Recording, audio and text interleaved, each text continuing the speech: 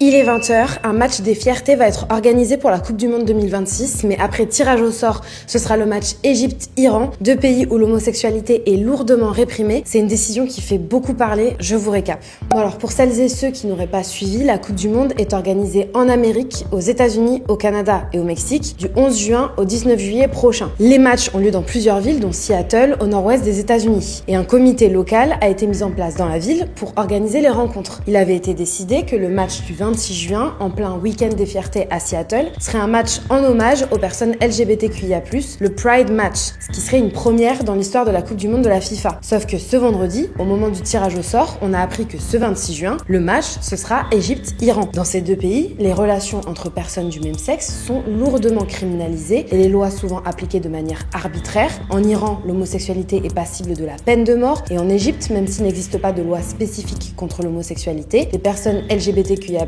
sont poursuivis pour débauche et risquent jusqu'à 17 ans de prison avec travaux forcés. Le comité ne compte pas pour autant déprogrammer son événement. Un porte-parole a déclaré « Le football a le pouvoir unique de rassembler les gens au-delà des frontières, des cultures et des croyances. Ce match reflète notre engagement continu en faveur du respect, de la dignité et de l'unité pour tous. » Pour le comité, ce match serait même très symbolique. Et la maire démocrate de Seattle, Katie Wilson, qui prendra ses fonctions début janvier, a elle aussi réagi et a tweeté « Nous avons l'occasion de montrer au monde entier qu'à Seattle, tout le monde est le bienvenu, quel honneur incroyable pour notre ville. » Bon, mais il faut préciser que cette initiative n'est pas menée en collaboration avec la FIFA. Et c'est une situation qui rappelle ce qui s'était passé en 2022, lors de la dernière Coupe du Monde au Qatar. Plusieurs équipes, dont la France, l'Angleterre, la Belgique ou encore les Pays-Bas, envisageaient de faire porter à leur capitaine un brassard One Love aux couleurs de l'arc-en-ciel dans le cadre d'une campagne anti-discrimination. Mais face au risque de sanctions, elles avaient finalement renoncé à participer, car la FIFA avait en effet interdit ces brassards et avait proposé des brassards alternatifs pour ne pas froisser le pays hôte, le Qatar, où l'homosexualité est illégale, avec des messages